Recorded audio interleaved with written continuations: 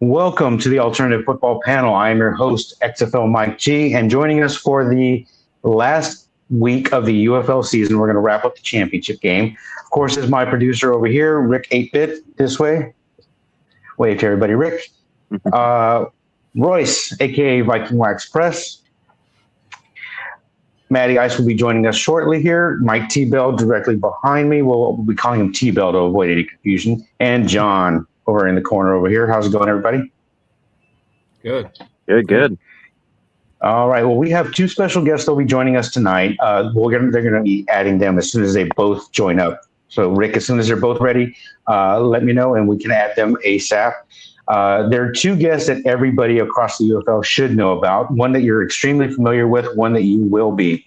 Our first super fan is going to be. We have a lot of people on stage. Brahma Babe right there. Hey, guys. Very well known. And over here in the corner is 210 Brahmasita, or I'll be calling her Jackie because that's just easier for me to say. Hiya. Hey. Welcome. This is the first time we've ever had guests on this show, and I'm super excited about having these two guests, guys. Oh, thanks, guys. It doesn't get better. Wait, I don't think y'all know what y'all are in for, honestly. Letting y'all know. Be prepared. And I apologize for my background. I came up with a really cute one today, but for whatever reason, it won't let me download it. So y'all are stuck with my book collection and in my office the way it looks. And y'all don't know about that book collection, so. All right, and to get to know these guests a little bit, I've actually known them for a while. I was there at the birth of Brahma Babe before she was Brahma Babe, and Jackie and the Bulls on Tour, which are infamous in San Antonio.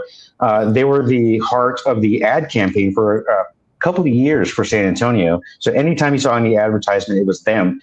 Because every time you saw the Brahmas on TV, you would see these two.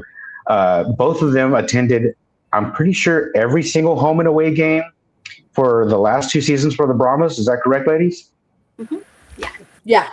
Well, the season before, the last season, I didn't get to attend. I had all the other personal things that happened, but I got to do like the first couple. And then after that, I went to the last one because that's when I got to sing the national anthem. And that was cool. That was awesome. Thank you. Incredible moment. And I was lucky enough to be there. I was lucky enough to, I say I was embedded with them. I was working for UFL Insider Podcast for the Alternative Football Network. And I was kind of able to hang out with them. And it was very cool to hang out with. It was Jackie, BD, Jay, DJ, and Jorge. Very cool to hang out with. It was Jackie. Sorry, that was me. Okay, I was like, where did that echo come from? I was trying to get views for you guys. I'm like, I need to get on. We appreciate the views. I didn't even share it yet, so we're just gonna roll with it. But we're gonna talk real quick to Brahma Babe and then Jackie a little bit. Brahma Babe, just tell us a little bit about what you do, who you are, and how this came about. Well, it came about in 2023 with the inaugural season for the Brahmas in the XFL. Kind of weird, fell into it, didn't go out looking to be a super fan, showed up to the first game. Our seats were taken by ESPN, actually. They put the cameras in our season ticket member seats. So we got a call the night before and they were like, hey, we can't put you in your seats. We're going to put you in the bullpen. For you guys that don't know, the bullpen was on the one end zone. It's down on the level. They had food, drinks, and it was kind of like a little bit of a VIP area. And we went down there. They did the on-field promos, got called out on the field. Inner crazy cheerleader from many, many years ago came out on the field. And after that game, people were like, well, who are you? And all I had were horns on my head, a fringe belt, pair of jean shorts, a Brahma t-shirt, and boots. That's it, y'all. That same fringe belt you see today. And we were away, I believe, 3 or 4 weeks in a row. So I kind of started going, well, maybe I need to just kind of bring a persona. And, started thinking about some of the things. And, my experience with football has been very different than what I experienced in San Antonio. So I just kind of went with what I knew, and that was just, happy-go-lucky cheerleader type, high ponytail, having a good time, and Brahma Babe was born. So, it just kind of fell into place, and she's evolved a lot through the years. But just, a character of happiness, spirit, getting the crowd pumped up, trying to elevate the crowd level, the spirit, the fandom. Let female fans know, hey, you can be a football fan, and if you want to wear a jersey, do it. If you want to wear a T-shirt, do it. If you want to get dressed up with horns on your head, do it. Sometimes in sports, it's a little bit of a man's world, and that's changed in the last couple of years from fandom for female fans. But I think in the UFL wanted people to know, hey, it can be just like the NFL, college, or anything else. So, and little girls too, and just be that persona for the female fan. To whether you're a mom, a grandma, a sister, a wife, you can appreciate and relate to. Awesome. Yeah, and are you still doing the women of football? Did I get that right? Ladies of football, yes. Ladies of football, there it is. Yeah, so that's kind of like a female fan base, a female Facebook page, and we talk football. It's all ladies, sorry, men, but we're an area where we can talk football. We can help each other grow and learn more about the insides and outs and the X's and O's. We talk about fandom and what we wear. We create this tribe, if you will. So like even in the NFL season, if I travel to Miami, or in the UFL season, we travel to Louisville, or, we've got ladies, hey, we're coming into town. We meet up with them. We take this great picture, and it's just promoting female fandom again in a safe and positive environment. Awesome. Yeah, and I love it because there's nobody to go, oh, you're wrong. No, it's this. No, it's this. And almost slipped. Brahma Babe has been following football for quite some time. You just want to add the first team that you followed there, because we were kind of talking about this before you guys joined us about USFL and stuff like that. Renee, who is your first? Who is your first USFL team? Sorry. So I would have to say that would have been the Jacksonville Bulls. Nice. My family had season tickets. Yeah, I am saying a lot there because that was in the 80s. Yeah, we were Jacksonville Bulls season ticket members. So I remember going to that team's games as a kid, and that kind of streamlined and kind of started the role for the Jacksonville Jaguars of the future. Yeah, awesome. So yeah, I know Brahma Babe just a little bit, and so I'm able to hang out with her, and we're able to talk football. I mean, we've had chocolate cake together in Arlington.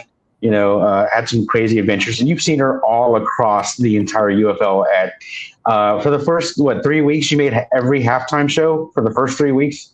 Well, just Ludacris and Wale, but okay, those were pretty cool. And of course, I saw you guys on TV this weekend as well during the halftime show. It was you, Brahma Bro, and our other guest, 210 Brahmasita, Jackie. Jackie, why don't you tell us a little bit about yourself, your background, just like Renee did? I'm sorry, I keep doing it. Like Brahma Babe did. And just tell us about Superman. I know, I'm sorry, it keeps slipping out. My alter ego. It's hard. Yeah. I know. Well, it's funny because I call her BB more than I call her by her real name, probably. So I'm completely opposite. But I only followed NFL, and I just, I'm a Cowboy fan, unfortunately.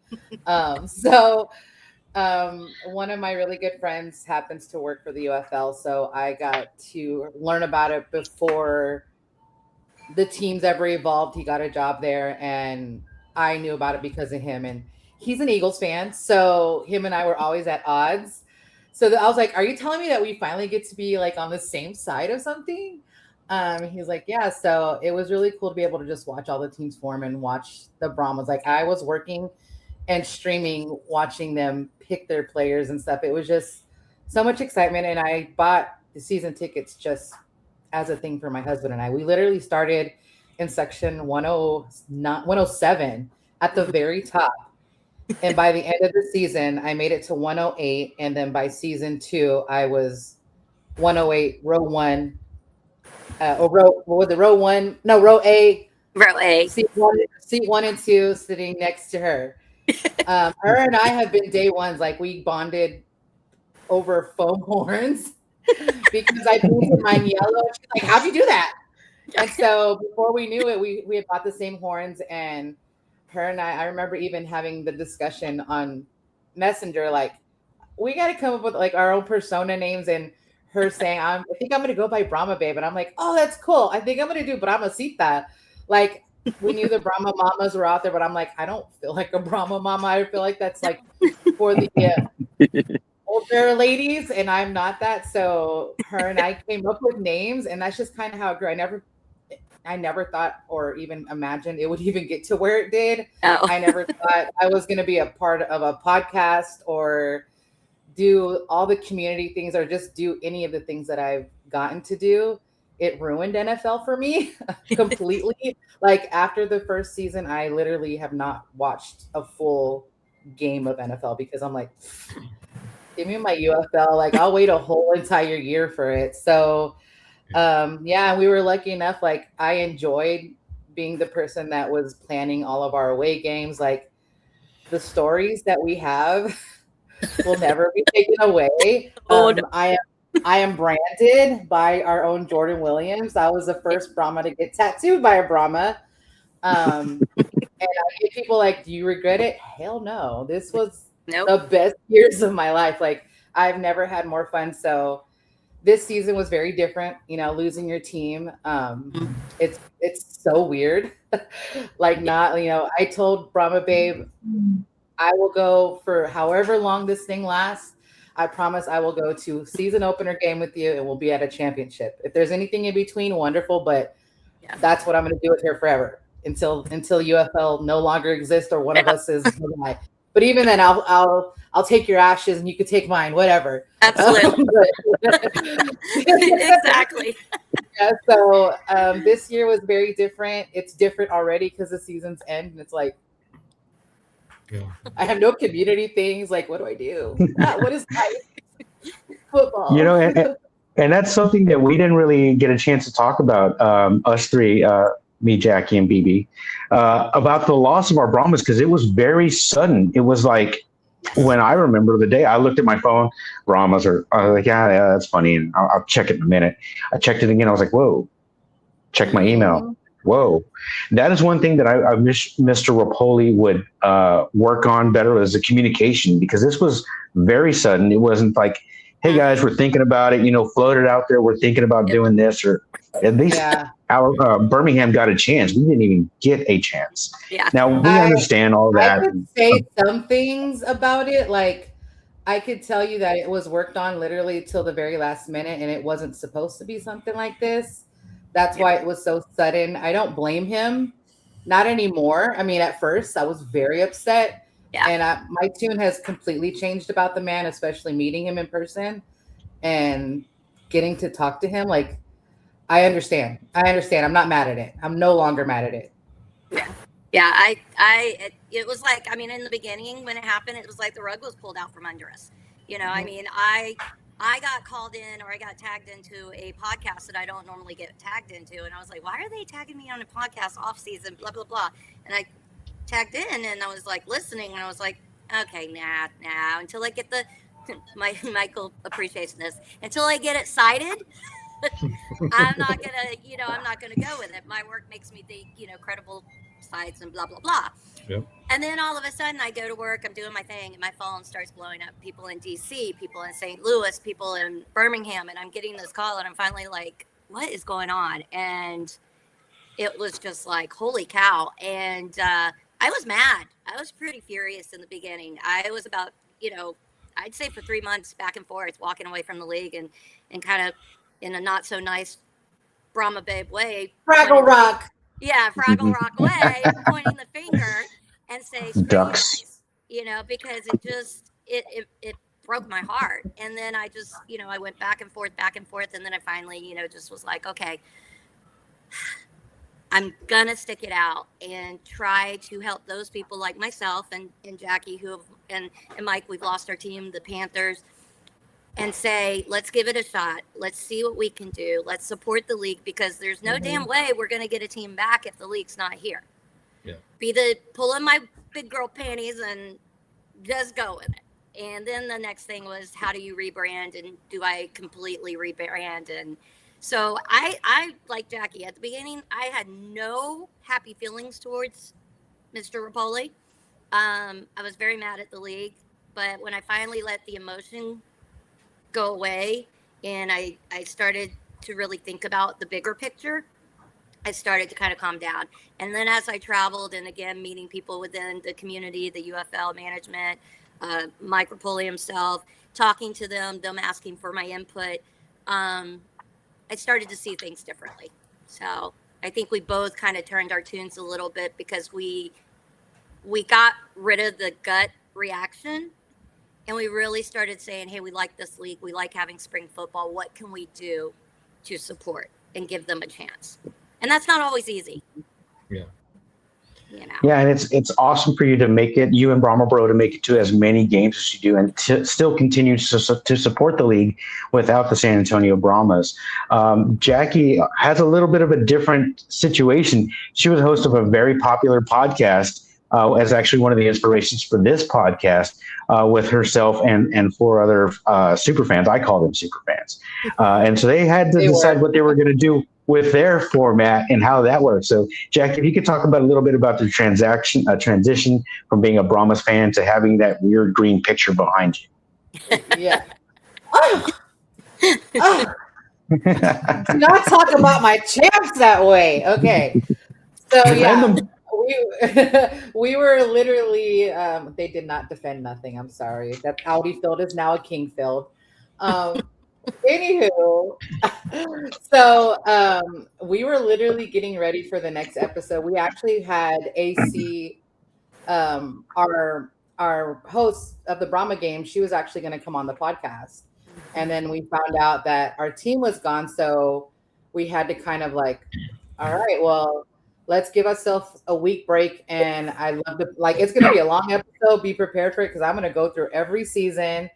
I'm making videos and they're long. I don't even care. We're going to get copyright left and right. Screw it. And so we had to switch. And then after the last episode, it was just like, I met these guys. Those were my brothers. I just could not see my life not doing this now with them. And it's so weird to say that. I never thought myself of doing this. I still have imposter syndrome. Terrible. But we decided once most of us got over that anger thing, and I'm like, well, why don't we just switch it? We can't get rid of it. Why don't we just switch and watch all of UFL? Because you know what? I want to support my guys, and they're spread out everywhere. I really enjoy watching this. I'm not going to give it up. I'm not going to give it up. And so they all agreed too. DJ moved to DC, so he had his team again. He had another team, and BD and I were just kind of floaters. And I said, I originally started out as I'm going to support Renegades. And DJ and I fought about this literally all season. And it slowly kind of tapered out. It's once I was the Kings, just even watching them just reminded me so much of Brahmas, watching them get built out. And the way I explained it during championship, because there was a girl who was like, why are you a DC fan? And I literally told her, okay, you're a Packer fan. She was wearing a Packer jersey. I go, imagine they took your Packers away. And then they tell you, be a Vikings fan now. That's what DC is to me. That's the way I explain it. That's what DC is to me. Y'all are an enemy. Y'all have always been an enemy. I can't fall in love with you. It was much easier falling in love with a brand new team that I never had. They were never my opponent. So yeah, we switched over. Now we have Snap Decisions podcast. It's very weird because we already had our last episode and now we don't know what to do during the break. He's like, how about we go live when they do the last episode of 4th and Goal? I'm like, bro, I'm not going to go live for that. It's crazy. I'll see you next season. Let's catch you in the chat. So that's kind of where we're at. We're now in the long break and just kind of posting and looking at, who's getting signed right now. And it's cool to watch. It's cool to see, they're already getting picked up at camps. So yeah, it's nice. Yeah, and it's with a podcast, you've got to be extra aware of stuff like that. And I know that you are very aware of what's going on with the UFL, and not just being a fan, but being a promoter of it. And I appreciate that so much. But just one last thing about your podcast, if you want to reveal who was your picks winner for the season, who was that? Congratulations, Eric. Boys. This was our. It says respect the picks. You'd have to watch episodes to learn about Touchdown Jesus in our eyes. Just if You know, and touchdown Jesus, he's still safely put away in a Brahma's koozie in a little glass case. And all the information from the Memphis game where we found him, they gave like little flyer thingies during the game. So yeah, he's put away safely. And if the UFL is watching, the Horns Forward podcast, as it was, is a great look back at the seasons that happened in the past. And that actually, the Memphis 8, to me, the infamous Memphis 8, that should be a UFL episode on 4th and 1, or 4th and Go. That is great stuff. The beer snake. Memphis 8. The Memphis 8 was, there's just nothing that will be able to recreate that. That was just one of those moments for sure. Just beautiful. Yeah. Yeah, the UFL does need, y'all need to do that, UFL. Listen. Listen. I think they do. We'll see. All right, ladies, if you want to continue to stick around, we would love to have you, because we would love to have you talk about your experiences at the championship game this weekend. But we're going to move on and talk a little bit about the game. Like I said, you're welcome to join us, and we do the SAJ 2-finger, when you need some attention, and then we'll call on you. Yep, we got to do it with so many people on the screen, and that was my inspiration. It really was. So, Rick, whenever you're ready to move on, so we can start talking about the championship game that happened this weekend. Wow, what a game. It was everything that a championship game should be, in my opinion. So I'm going to let the guys I'm going to just throw it open to anybody who wants to talk. Thoughts on the championship game this weekend, guys? I'll go. I think it was a super fun game from either side, whether you're a DC fan or not, because I really have, like the ladies here have had, I was a Breakers fan, then a Showboats fan, and so my teams are gone. Who do I vote for? I vote for the UFL to be good, and it was good. It was a fun game. So the way the game was going back and forth was so good, but the problem was the minute Bean went down, you kind of felt it like, oh man, that was the clincher right there, because now the Kings are just going to roll. So it was fun from my perspective. It was a great game. John, I know you've got some opinion on that. How did you feel about that game? Besides the obvious. Well, not happy with the outcome, but you can't do anything about it. But the thing, I'll say this. I think the world of Chris Redman and what he's done is fantastic. And if it wasn't going to be the Defenders, I'm happy that it's the Kings that won that, because he has really, it's such a likable guy. And, I remember the opening game when they lost to the Birmingham, and I was like, I like the moxie in this, as the kids say, in this Kings team. And I could, except for the fact that we lost to them 3 times this year, I was happy to root for the Kings in every other game. And hey, the better team won. In the end, they got the job done. And, it's the DC's credit that they were able to stay in it as long as they could. The defense did a good job for us. The offense had its struggles. 27-20, hey, 3 championship games in 4 years. I'm still happy and proud of the team. So, but when Bean went down, that was the writing was on the wall. Right. Yeah, and we'd actually talked about that last week. Remember, John? Because we were like, is it going to be Perry again, or was it going to be Sanders? And it was Perry this time. And I was happy to see that they were a little bit more aggressive, but I think they were a little bit too more aggressive initially, and kind of went away from their ground game and their running situation. John, how did you feel about them moving away from the ground game and being ultra aggressive? It seems like they went to comeback mode a little bit too early. What do you think? I agree with you on that. I think that they should have fed the ball to Abrams and Smith and Deion Jackson and Valladay, who had over 100 yards and a touchdown, and could have had 2 if he hadn't had that fumble in the beginning of the game. So, they really should have continued to do that. And Perry, they went with the right guy. Sanders had made enough mistakes that Perry was the man that needed to go in there. And look, he still had it with a couple seconds left in the game. He still had the chance to try to win the thing. So they made the right decision, but they should have probably ran the ball and just tried to control the clock and not, play catch-up panic mode, which they kind of went into. But that's the Defenders' issue to talk about another day, about their clock management problems. Yeah, and it seemed like Harris at moments he had a couple of, and I noticed this last week as well, moments where he was indecisive, whether it was the challenge or it was something else to adjust to. It seemed like he was maybe out trying to outthink himself a little bit too much in the last couple of games. But Rick is our panelist who covers the Kings for us this season. Rick, what were your thoughts on the championship game? Well, I'll say this, going into it, I thought home field advantage would play into this with DC, but we didn't think about the home field advantage for the Kings. They got to choose the uniforms instead of going with the Kelly greens that would be stinking hot. With the sun, they went with the gray, a little cooler. They got to be on the shady side. And watching this game, I felt like I was talking to a buddy, a Tecmo buddy, where it's like you keep on seeing guys getting hurt with cramps and stuff because of the heat and everything. DC in the sun the whole game. We're in the red.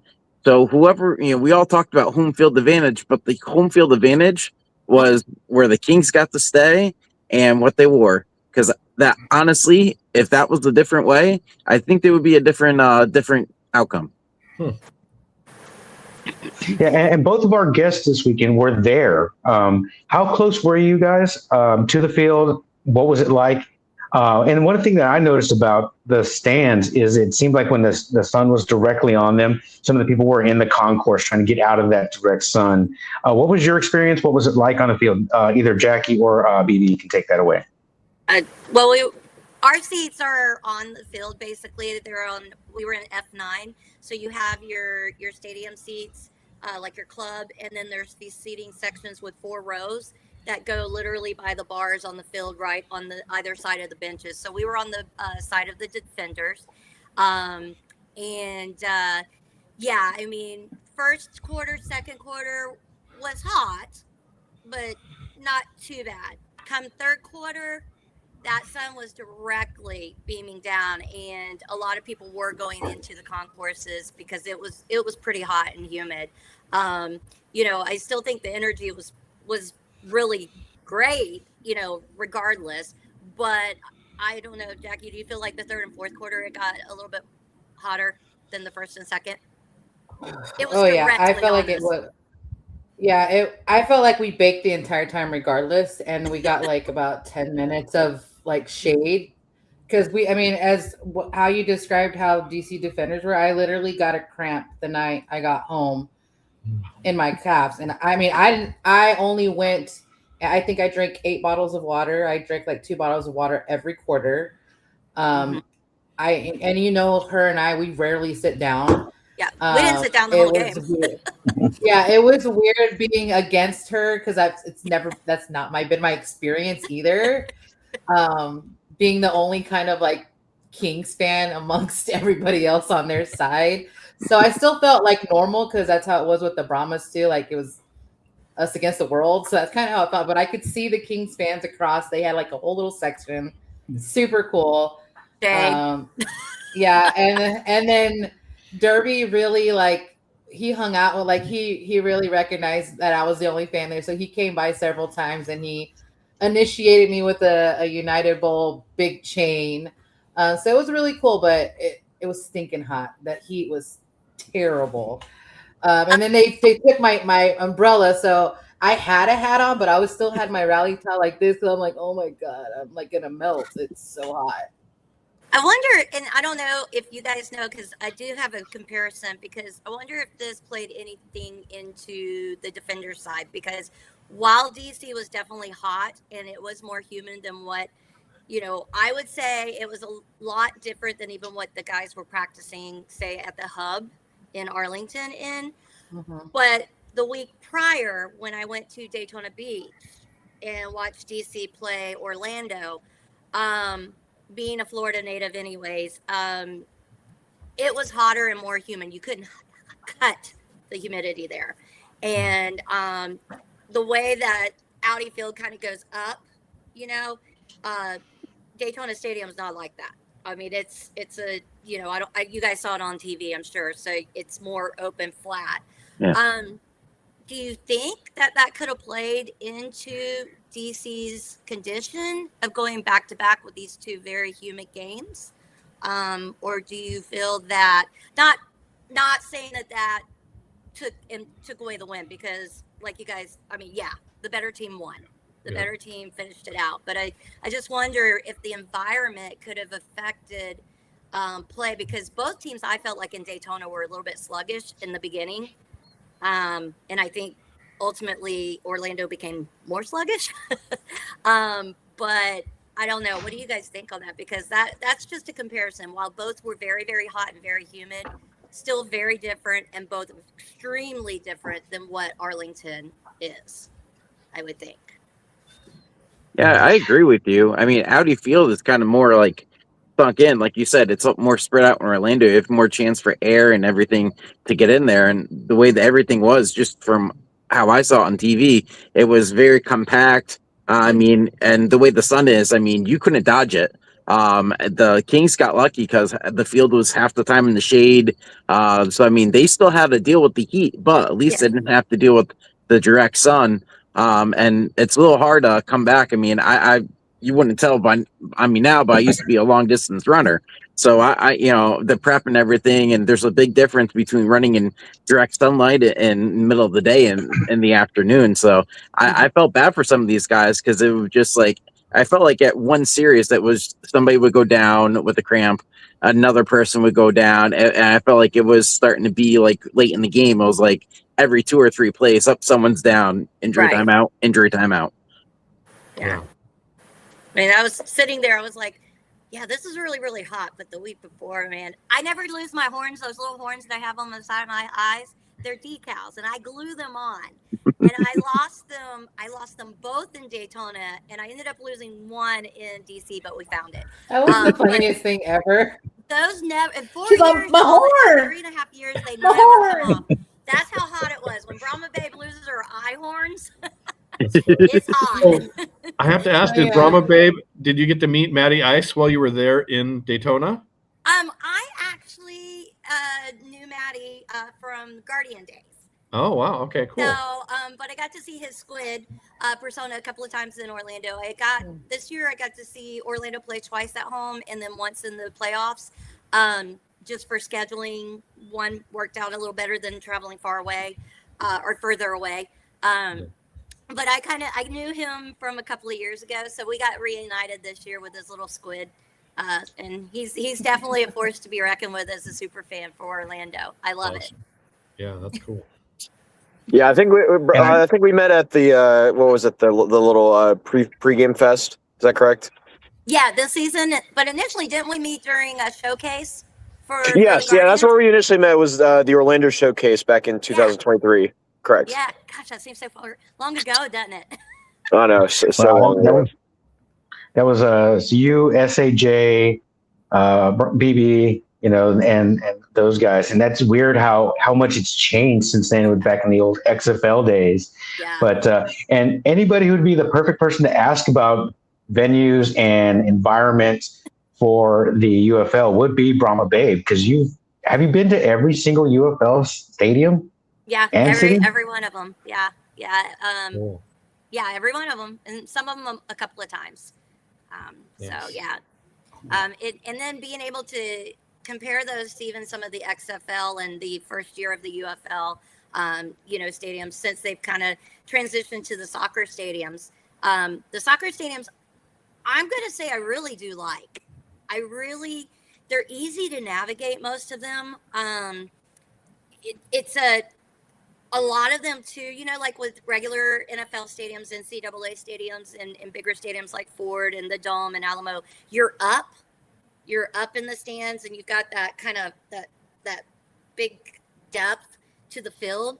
A lot of your soccer stadiums, you're not. Those front rows are pretty level with the field.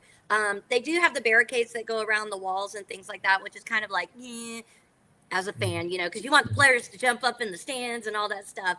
But it makes it really comfy and personal. It's kind of like when you go to a small venue and see a great band, and then you go to a Alamo Dome and see that same band like 5 years later when they're making billions. The soccer stadiums to me are kind of a nice fit. They're aesthetically pleasing.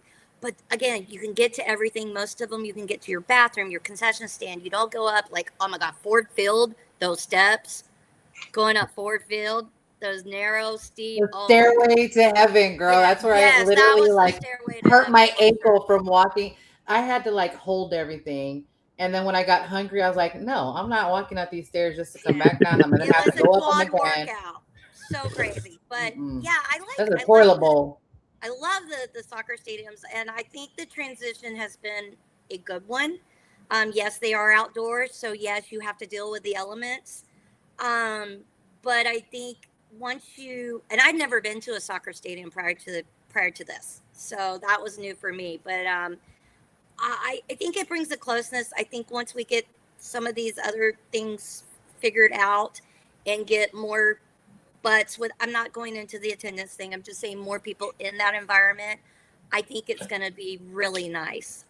It's nothing against the bigger places like the Dome of Americas or Protective Stadium. It's just a different vibe. And I think once you get the vibe of your teams, your personality of your teams, your fandom, it's gonna be amazing because I've seen that in some of the different markets already. Like Orlando's one. I've seen it. Louisville's one. Those are two of the soccer stadiums in newer teams that I felt like there was a really good vibe, a great potential, and something very great to work on and work up. Awesome. Yeah, and that's something that we've discussed on this show is the move to the smaller venues means you're paying less to rent these facilities, which means you need less people on a percentage basis to not lose money or to make money, actually. And the move to some of these venues could actually spur the growth. We're not having to pay, for example, and T-Bell's not here. He had to step out due to weather. He's going to try to join back when he can. But renting Ford Field was $500,000 a game, not including for the rest of the production for staff and parking and things of that nature. So these smaller venues, you're able to get cheaper. So I'm not so worried about attendance, but we'll get into that in the off season, guys. So, anybody else want to jump in on the DC Kings game this weekend? We didn't really even talk about the game. Go ahead, Rick. I just want to throw. Can we just go run through some of their photos from the game real quick? Oh, absolutely. Yeah. So I sent some of the pictures to Rick, not a whole bunch because I wanted you guys to talk about these. Yes. They're the best one. Well, like this one, like I said, Derby came by so much, and it just, as somebody that was like adopting the team and new, it was just such a cool experience. So I couldn't not take a picture with my new buddy. I mean, he initiated Of all me, that so hay I had in my pocket. he was great. He loved me, and I loved him back, and it felt great as as a new fan of the team. He treated me so well. So kudos to Derby. It's forever I love all the mascots too, guy. you guys. The addition of mascots to every market this season has been amazing, and it's been probably one of the coolest things that I think. And they've kept with, and they've gone to every market consistently. Please keep that up, UFL, because that was amazing. They are great. Yeah, watching him and Monty, even just during the halftime show, like swinging their legs on the 50 Cent stage was just hilarious. And of course, we were lucky enough. The mayor got us all four on the field for the award ceremony and everything. And at the end, I got to finally meet Mr. Rapoli himself. And just so you know, he does not play any kind of part on Twitter. Everything he says is true, that he wants to know. He takes ownership of things. He's learning the business also. And we had a great conversation for the limited amount of time I had with him. He was a very curious person about San Antonio, the market, the fan base, about Austin, about Toyota Field. Like, he asked a lot of questions. And I appreciated him for that. And I thanked him for just kind of breathing new life into the league, because this was, even though I experienced it as a fan of the league and not losing their team, like, I respected what he did and what he tried to build and all the changes he made. I enjoyed it. It was so much fun. It was, out of the 3 championships I've been to, this was by far the best one I've ever been to. Yeah. So yeah, that was us meeting him. That's just her. You know, Bravo, babe. Those are the And by the way, happy belated birthday. You know, it fell on your birthday, and I was watching your journey. You trying to get to the game after delays, and things of that nature. I was like, oh, what a birthday! But you got to celebrate it on the field with 50 Cent. Absolutely. So That was fun. Thank you. now I wanted this is Jackie to talk something about. new.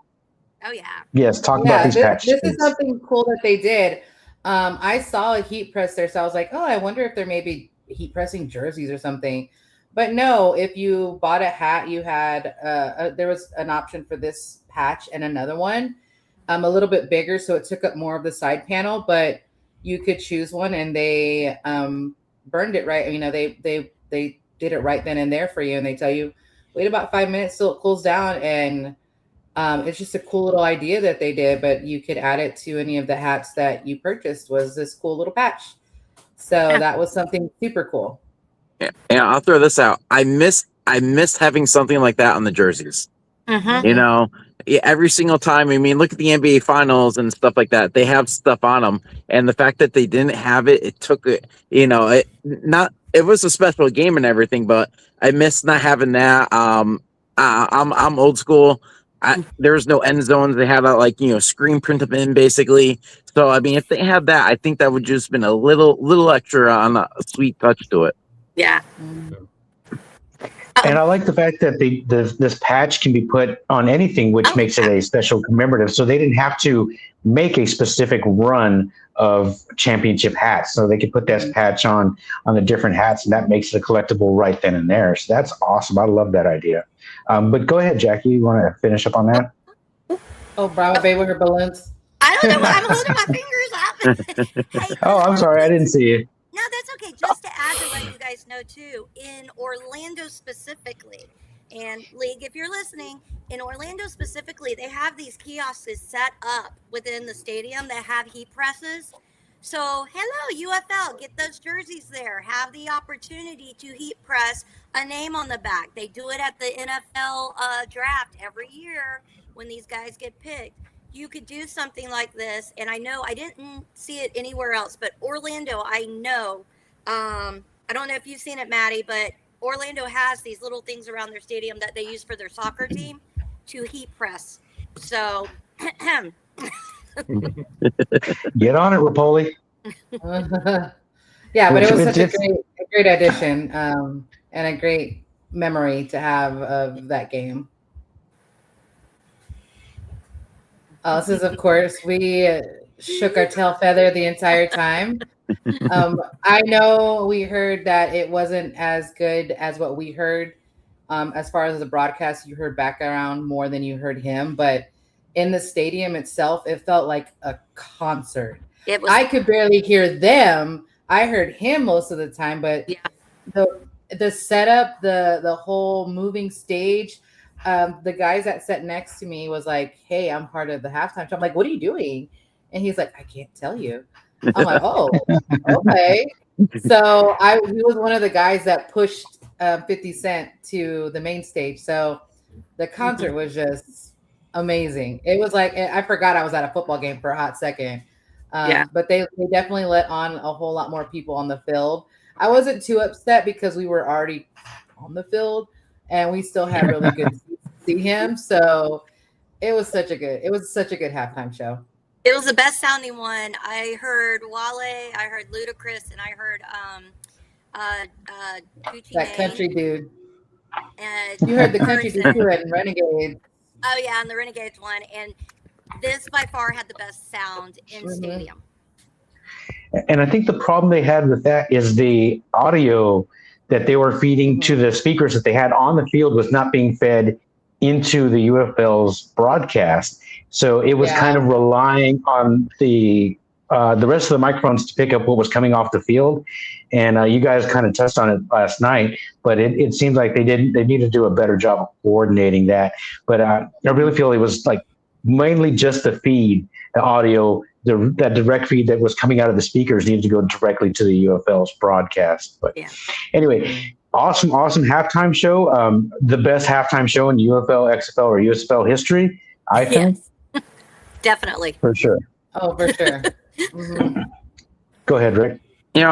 Speaking of that, I did like what I know you girls didn't see it, but they actually did have the coach of Dallas in studio, and they did like a little recap and a halftime show, and I really appreciated that. It really kind of elevated everything, and I thought that was fantastic. I hope they do more stuff like that again. Honestly, take one of these coaches, maybe has a broadcast deal or something, put them in, and it just added just a little extra element. And it made it really feel like a big game atmosphere.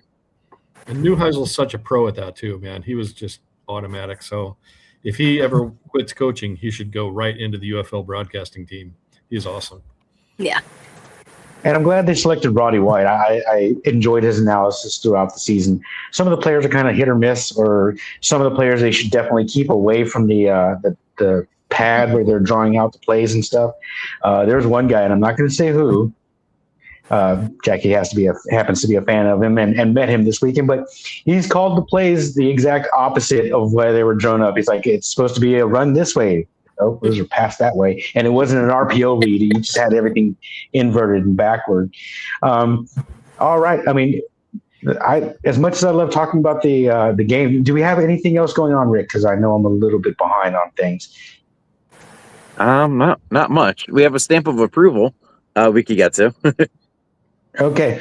For those of you who are new or unfamiliar, Royce does our stamp of approval. He creates these digital cards to honor and reward the Superfans. Go ahead and take it away, Royce. Okay. Well, my stamp of approval for that game specifically, I gave the player of the game to Keaton Ellis, who is a cornerback. Maybe he's a safety. He's a defensive back for the Kings. He had the punch out of the ball. I think it was Valladay was running it. So that was kind of the tide turner, I would say, for the whole game. Not only that, he had a sack, which is, for a defensive back, he had a TFL, that forced fumble, and I think 3 or 4 tackles. He was just dominant on the defensive end. So super fun. He has been good all season long, and that whole defensive back for them with Corey Mayfield and then Dantzler and him, just super strong at DB. So I think he was a big difference maker. I know they had a big offensive game too, but I kind of wanted to give the defense was so strong all year. I had to give the defense some real credit. So that's who I gave my player of the game to. All right. Yeah, and I was wondering if it was going to be him or Gil, perhaps, but definitely an excellent choice. That run was like a 55-yard run or so, 42-yard run, and right before he gets into the end zone, knocks that ball out. It's recovered. But yeah, tremendous. I love these cards, and we'll see more of this stuff as the season goes. And Royce, and we might touch on it a little bit later, but he's also making these digital cards for players that are going from the UFL to the NFL. But it's probably more than it's ever been at this point in the season. Would you say, Royce? We had 12 over the last 2 days, so that's pretty huge. And so at this pace, we're going to have, here's a couple examples. Lucky Jackson is going to Detroit. Hakeem Butler, Offensive Player of the Year, is going to Denver. And then I think we've got Major Burns for the Gamblers. He was awesome. He's going to the Dolphins. And Sean Wade is heading to Philly. So that's 4 out of the 12 over the last 2 days. And the cool thing is, I think the first 4 guys that signed yesterday were all UFL players, like top of our league. So it's great seeing the progress actually pay off. Yeah. I love it. Very cool. Yeah, it's going to be busy offseason, and it's been a lot of them right away. Usually it kind of takes a little bit of time, to see who's going to get these camp invites. And some of them are invites. Most of them are invites or tryouts at this point, not rewarding full contracts. They want to get you into camp, get a look at you, maybe take you throughout the entire training camp and see if you can make a roster spot in that point. But some of them are just tryouts. Just come in, show us what you got, and if we need you, we'll give you a call. But moving on, this is the point. This is the part that I've been looking forward to all season. You're starting to see these season wrap-ups come along. Alternative Football Panel. I almost said Alternative Football Network. AFP got stuck. Did our own Superfans. Royce, if this has kind of been your baby a little bit, I kind of helped you a little bit, and I actually enlisted Brahma Bay because she knows a lot of these people. If you want to go ahead and do that. Yeah. So I make some adjustments. I did work with XFL Mike G, supplied a lot of these pictures. So thanks to him and for obviously the people here on the screen. We've got three of these cards going to them. So Brahma Babe is definitely one. So what I did to make these cards, I basically took a image of a UFL football, blew it up as the background. I thought that was a pretty cool look. And then worked with Mike on who do we want from each team. We did, of course, Matty Ice is there with the Storm Squad. That was pretty cool. We've got a few. I think I did, 12, about several. I tried to get one from each team. Didn't get every team, but I did have a couple for the Gamblers, Predator couple, and Sneege. And then I think we had, Joker Wild, who was previously Rig Rocker. So he's kind of covering two cards there.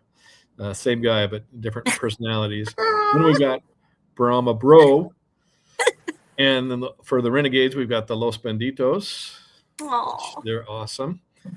So, and then for the Battlehawks, I had a few different ones. Amira, who is another, she promotes female fandom for sure.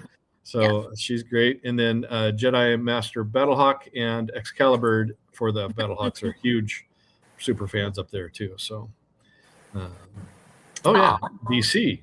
DC has Lemon Guy, and then we had Beer Snake Defender and Doug Defender both. So wanted to give them, they just do such a good job of promoting their teams, and all of you guys do. It's super fun as fans to see people get so into the game that their whole personality becomes the game, so I love it.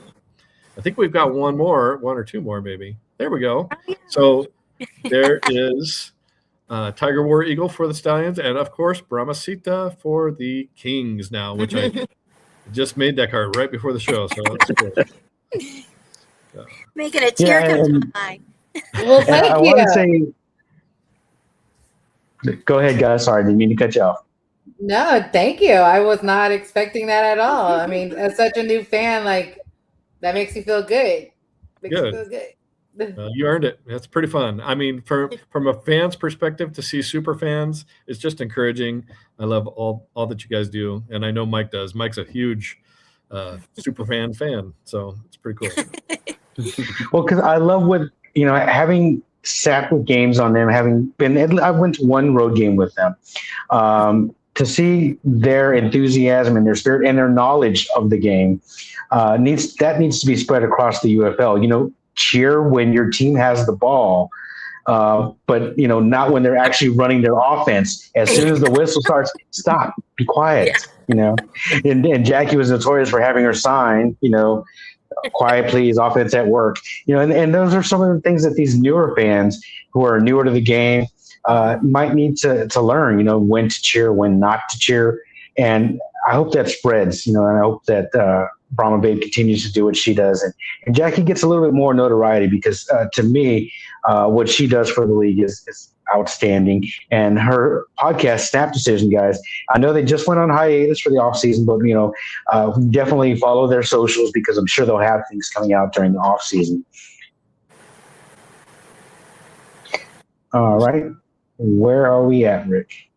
We did all the super fans already, and I meant to tag some of those people, but Brahma Babe, you know a lot of those people. Any insight on any of them before we do anything else? Oh, as far everybody that's up there is so deserving. I mean, it's just a community unlike any other. And when you go into these stadiums, I mean, even when I went to Daytona, Brahma Bro couldn't go. He had to work to support my habit. I was by myself, but I wasn't by myself. I mean, Maddie was there. District Defender was there. These guys didn't think twice. And at that particular game, I had Orlando Storm on, but my DC pals were, embracing. So I've never felt like when you go in that we didn't, care about one another. If something goes negative or somebody starts to be negative towards one of us, people are willing to step up and step in. And it's just a community like no other. And I think for me in the UFL, we're so close knit. A lot of times that we're welcoming to new super fans as well. And it's not about competition. It's not about, putting this one's down and this other one. It's about coming together for the league and for your teams. And I think sometimes in your major sporting events or other leagues, sometimes it can get a little competitive. And I think because we're not that big at this point, we keep it as a family, and we raise each other up instead of breaking them down. Yeah, I will say that too, because as a female that has another female friend, like, I love what she does because it's not me. Like, I'm not here to be anybody's kind of role model. Like, I'm not that girl. You're my role model. I mean, as far as like, if you want a crazy girl, like, I'm that crazy Hispanic fan. That's me. Like, I'm not trying to be like, little girl, you got to be like, no, I'm just a crazy fan, period. So I love what she does because it's not me. And I love that I get to just like, I saw that from the beginning and seeing where she's at now. That's why I call her royalty. She's UFL royalty at this point. It's not super fan anymore. It's royalty. Oh, Lord. And that's what I love about her. And that's what I love about the league too, is that I got to make some really great girlfriends and family, really, because there was no competition about who's a better super fan or anything. Like, I just was glad that I had another lady with me that was just as crazy as I was. Like, we were shaking our butts and singing and doing all kinds of crazy stuff together. So I think that was the best part about it, is that I found other ladies that were just like me, and I didn't care what their status was. I just was happy to have football girls, though. Hey, Mike, that thing you wanted me to bring up, that it's up now. All right. Okay. I was going to do it. I'm going to do it. Hey, guys, it's Zom Fox. Thank you for joining us. I messed that up. I completely messed that up because I totally forgot about it. Zom Fox, thank you for joining us on our last episode of the UFL season, but not last episode of the Alternative Football Panel. Another one that was on the field and got to take in some of this. Zom, if you just bring us up to date a little quick, what was your experience like on the field at the championship game? Pre-game, not much. I got there pretty late because of the traffic. Thank you, UFC Freedom 250. Thank you, United Bowl, and thank you, Capitals, or not the Capitals, the Nationals having a bobblehead giveaway. But I was able to get, yes, I am Callie. My goat, this guy, the legend, got his cup. Oh, Shvensikov, yeah. I thought he was going to kiss the picture or something. That's what I thought. I didn't get to go on the field too long pregame, so I missed out on seeing Big Mike and all that. But halftime was able to go on the field. You were supposed to get like these little blue wristbands, and I just was like, media pass, and got in. So I was able to get into that. And that was pretty cool. I got like a selfie with Russ Brandon. I just took my picture with him in the background. Over the shoulder selfie? Yep. Mm-hmm. That's a selfie. The post game was really cool. Being able to go on there for the championship celebration was really cool. Was able to ask Antonio Greer about him winning the title and all that, and getting the video stuff. That was the coolest part. Was the actual trophy presentation was really cool. They like didn't fully tell where you were supposed to go because the whole stadium was a bit weird because of the home team and the like real home team. So it was like they didn't say anything, and then we just had to figure it out. But it was definitely a really cool experience going on the field there. Nice. And the game itself, you had fun? Yeah, I mean, to me, it was a lot like the 23 USFL title game. It felt like almost the exact same, where it was very, very, very evident that the Kings were the clear-cut better team, but it was still a super close game. It's like that Mahler-Stallions game. The Stallions were clearly the better team, yet it ended up being a one-score game because, Pittsburgh and DC both just found a way to stay in it. Yeah. Both teams had like that one huge play. Like I know Royce, you remember the Sagapalu fumble return, and then like there was the penalty that took it back. Just like how you had that huge rush early in the game, and then it got punched out by Louisville. So like they felt almost identical. So it was a really solid game. Hell of a lot better than that 24 title game I went to, which man. Hey, you know what though? I got to watch Chase Garbers sell a championship in real time. So that was a fun time. But the game was That did we. hey, Chase Garbers. You just killed 3 Brahma fans. That is the name. That is the name that will not be spoken. I'm triggered right now. I am so I am too. triggered. Hey, that Like, was, you that was have no I was idea. sidelined, like, I think How it do was I the mute his first- mic again? I only Hold did it on. Twice. I think it was the first time where he clearly was throwing to save himself. I think I was on that sideline, and like the first down marker was like from if I'm here, it's like right here, and I just see him run like 3 yards out of bounds. I'm like, what are you doing? Oh, it's terrible. But speaking of seeing it, from where I was sitting, I was able to see that Shannon Harris challenge hold like from where I sat.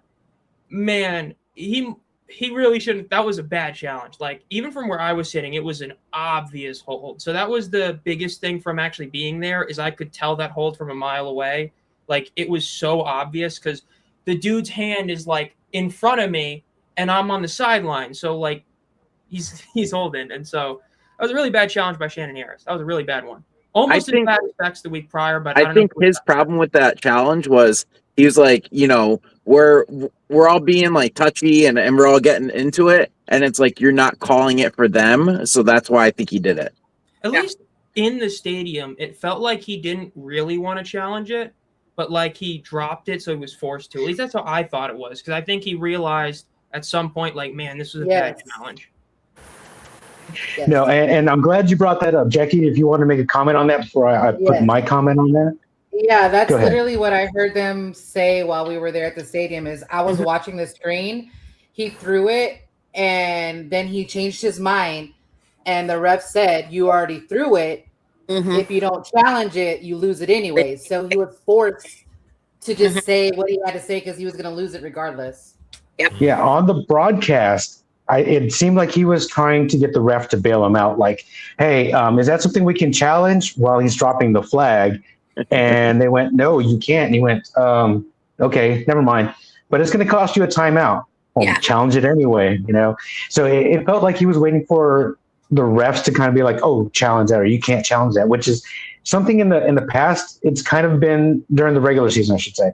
It was some kind of, they assisted the coaches a little bit, but this was a championship game. Yeah. I don't think he should have dropped that flag. And I don't remember, it might have cost him some points. Zom, do you remember if it cost him some points in the end? In what, that game? Yeah. Well, that game. I don't think it, because it was at the midfield. It was, I think that was when they kicked the 60-yarder, wasn't it? Or it was around that time? It was around that time. It was, because it was a lot like the Anthony Beck challenge. Like, because I know if anyone saw my video, the reason I hated the Anthony Beck challenge is you weren't going to benefit anything from it anyway. And that was the same thing there. Like, you weren't getting a touchdown if you got it correct. You were just getting in better field goal range. So it was a really weird challenge. Like, even if he could have challenged it, it's like you really weren't like gaining a ton of with that one. So, but hey, you had Maverick Gray and he got you a 4-point field goal. I mean, he was incredible. He was probably the best player on the field across either team. Yeah, as a coach, I wouldn't super challenge unless it was directly affecting a score. If it's we're going to score, they're going to score, that's the only time, me personally, that I would use that challenge. But yeah, and that was something that we had kind of brushed. We didn't really talk too much about the game. We're more excited about our guests and their adventures there. And Zom was on the field with them as well. So it seems like, half the people on the screen went to the game? Jeez.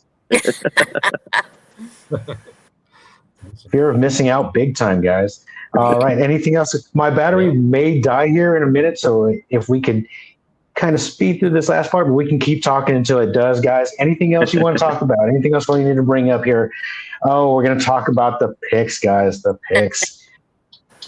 So if you missed it last week, I made my big reveal by guaranteeing a Kings win by picking the DC Defenders. And as you can see, only 3 of us got that correct. Zom went 3-0 in the playoffs. So after finishing at 500, he was able to rally and get 3-0 and get every single pick in the playoffs correct. So congratulations to Zom for that. Anybody else want to talk about their pick or how they feel about the game? Because we're just kind of freewheeling this one. It's the last show of the UFL season, so let's just go with it.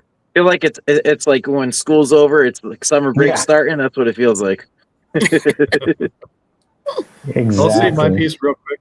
I just thought it was such a good game that it was hard to fault. Like, I was pulling for DC because I picked them, but I can't complain about the Kings winning that game. They're such a good team. It's such a good unit, coached by such a good guy.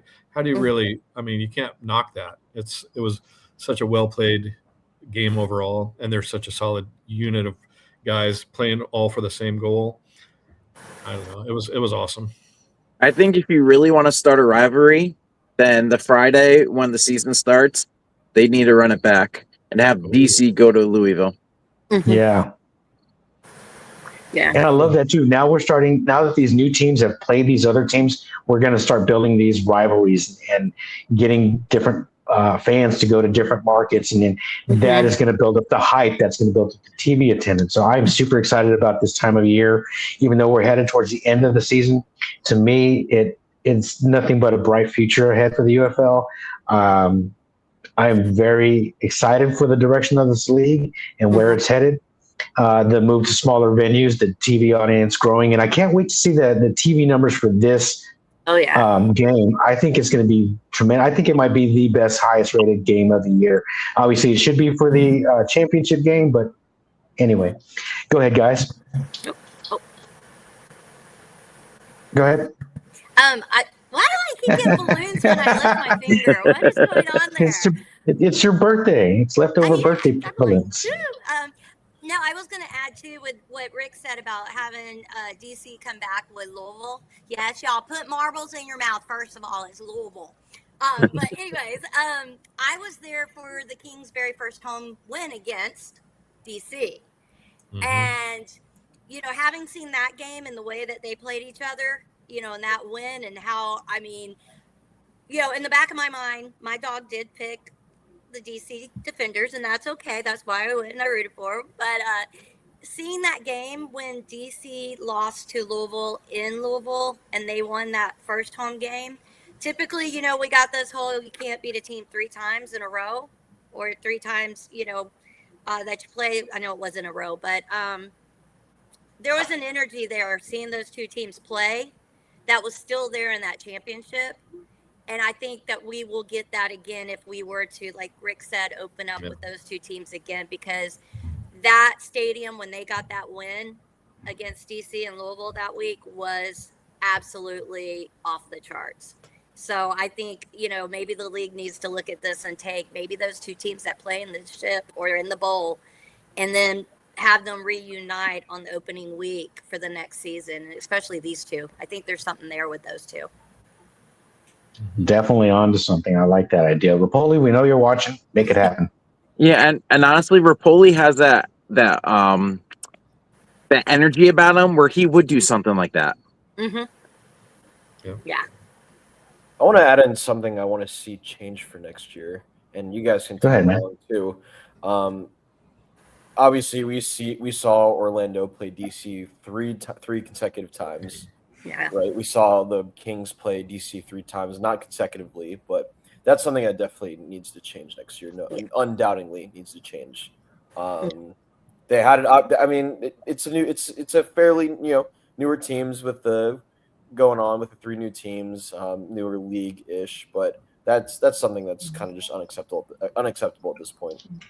Yeah, because there was like 8 separate instances of these back-to-back games. Yeah. Columbus had 3 of them. Orlando, Louisville also had against Orlando twice. I agree. Those, there were a couple really good second games, but it was it doesn't feel authentic. There's a reason the NFL always does, every year it's I know the NFC South does every year where the second or the third to last week and then the last week they play each other, but the second to last week isn't the same one. Right.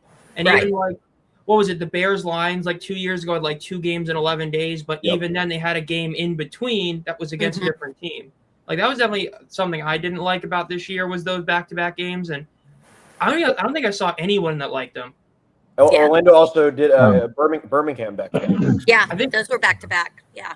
What, this year? And people forget that these teams not only do they play each other, but they scrimmage together, and they've been scrimmaging each other since the beginning of the season, since the preseason.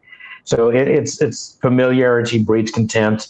These guys love to hate each other, but Zom is right. You need to split that up, and it makes it a little bit more difficult when you don't have divisions or conferences to put them at the beginning or the end of the season. And hopefully with expansion, we'll see some adjustments to that. And the fact that this next schedule shouldn't be thrown together at the very last second. Yes. They'll get some, as soon as they get their MLS and their NWSL schedules for these venues, get that schedule out. Start putting your rivalries together now, and then find dates for them later. Mhm. All right, guys. We don't have to worry about World Cup for another 100 years. Yeah, Yeah. exactly. Messi just tied Miroslav Klose for the most goals ever at the World Cup. But my biggest issue with the UFL for this upcoming year is they need to be more transparent. I'm going to be honest, I still don't know what the Super Challenge rules are anymore. The rule used to be you could challenge anything, and you got 2 of them in a game if you got the first one right. They never announced any change that I ever found. They never announced it and never even put it in the rule book. And then they mysteriously got rid of the second challenge, never said anything, and apparently got rid of the pre-snap challenge, even though they, again, never said that. That's something that's you can't do that. That's a huge rule, and then nobody knows what it is. Even the coaches don't know. Right. What was it, week 1 or 2? 3 of the coaches thought that they had a second challenge. It seems like they just changed the rules and never told anyone about them, which I can't believe they did that.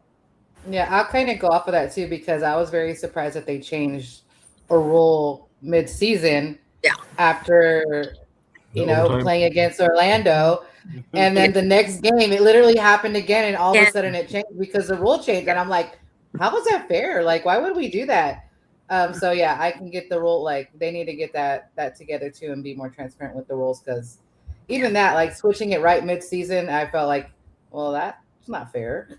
I also loved how funny it was, because Royce, weren't you the one that pointed out that that thing had happened before, right? Where a team automatically scored, yet everybody was so shocked at it, but it happened before, right? Yep, yeah, that happened with the Showboats Stallions before. So yeah. Mm-hmm. Yeah. To think the Kings used to be this 2 years ago. That's right. And now look at them, they're champions. Hey, I will say this to back off of what Mike said. I would have loved to be on that plane going back from DC to Arlington with Louisville, who just won, and DC, who just lost. There has to be some film footage of that. Yeah. Maybe in that last 4th and goal, we'll see some of that, because that's the stuff that dreams are made of, man. You got to see that craziness when you're on a freaking plane together.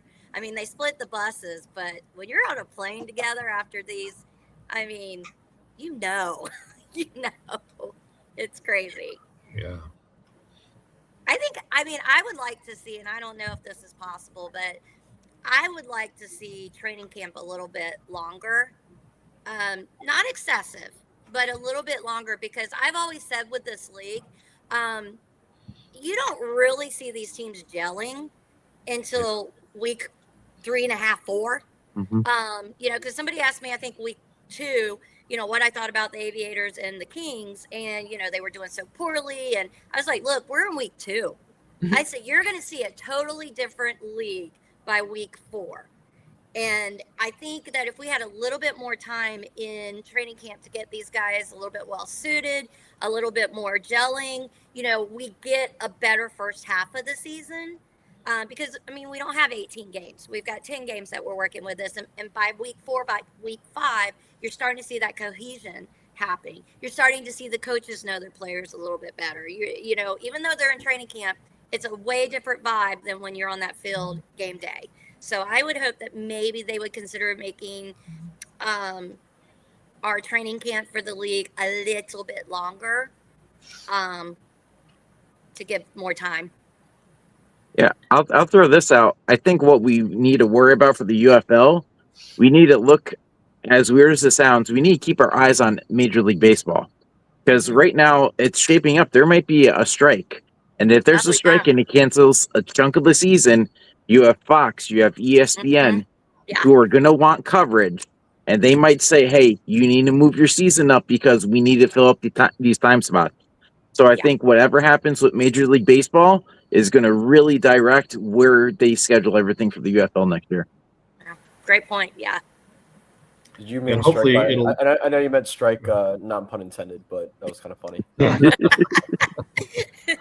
But I hope if they do strike, man, we better gain a bunch of fans that are suddenly football fans because baseball's out. I would love to see that because honestly, the UFL is so fun that I can't believe so many people miss out on this league. It's just a shame because to me, it is more fun than the NFL. Even it's more fun than baseball, basketball. I don't know. I know Zom is an all sports guy, but to me, the UFL is the best brand of football out there. I love it. Well, then if baseball goes on strike, you guys, some of these teams and their well, this team's playing when the time we're playing, they won't have that to go off of now. Yep. I will say. Sorry, Mike. Go ahead. Okay, not to cut you off, but to cut you off a little bit, my battery is dying. I've been issues with my phone, so I'm going to do a wrap up, and then we'll just talk until it goes off. Guys, thank you so much for being everybody. Thank you so much for being here today. Weird day for me all of a sudden. Thank you to our guests, Brahma Babe and Jackie, aka 210 Brahmasita. These are our socials. Please give us a like or a follow on Facebook, Twitter, and YouTube. You can see all of our socials right there on the screen. Guys, we will be going away for about a week or two, but you'll see a new show in its place. It will still be our Alternative Football Panel. It'll have a different host and we'll have different content. We're going to be covering all of alt football after the UFL season. So that's IFL, AAF, CFL, anything else that's going on, we're going to be covering it, but we're going to do it in a loose way. We're going to do it in a way that we're going to bring you up to date on with what's going on in about a week or two chunks instead of a weekly show where we're breaking down every single game, because there's a lot of games, a lot of teams out there. So we'll do it kind of like a review or a recap, either 2 or 4 weeks, and we'll have a different host. We'll be announcing all of that stuff as we go. But guys, anybody else want to add anything else, and then we'll just talk until this thing turns off. Yeah, I just want to say thank you guys also, because I'll be hopping off also. Yeah. Thanks for joining us. Thank you. Thanks for Thank joining. you so much for joining us, Jackie. Guys. Thank you. Appreciate you. Bye, Mama. All right. If anybody else wants to add anything to it, or are we ready to go? Are we ready to send it home, Rick? Yeah, I got to go to bed, so I'm good. All right. Thank you, everybody who watched. Be sure to like, follow, and subscribe. Any one of these social content creators. They're all tremendous. And thank you all, guys, for making this happen. Kind of for me, this was kind of my vision, where I had a lot of people that I've interacted with covering the UFL, the XFL, and the USFL. And I wanted to bring some of their stories in and give a different perspective. Just like this show, we've got people from the East Coast, Texas, all the way out to Portland, Oregon, out there on the West Coast. So I want to bring as much different experiences to this environment as we can. So thank you, everybody, for watching and participating. I'm ready to go, Rick, when you guys are.